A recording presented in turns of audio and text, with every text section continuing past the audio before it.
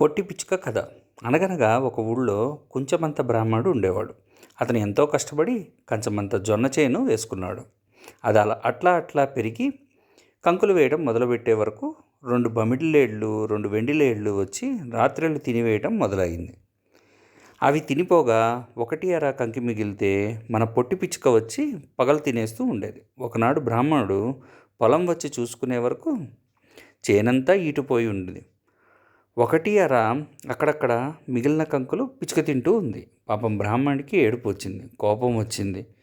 ఈ పిచ్చుక పని పట్టాలి అనుకున్నాడు.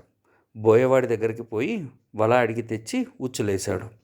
పాపం పొట్టి పిచ్చుక అది కానకుండా వచ్చి ఉచ్చులో చిక్కుకుంది. ఇంకేం, బ్రాహ్మణుడికి ఎగిరి గంతేసిన దాన్ని సంకలో పెట్టుకొని ఇంటికి బయలుదేరాడు. ఇక మన పిచ్చుక ఊరుకుంటుందా? సంకలోనే కూర్చొనే పాటలు ఎత్తుకుంది. కంచమంతా కుంచమంత బ్రాహ్మణుడికి గూ గూ గూ, కంచమంత జొన్న చేను గూ గూ గూ, 2 బమిడిలేళ్ళు గూ గూ గూ, 2 వెండిలేళ్ళు గూ గూ గూ.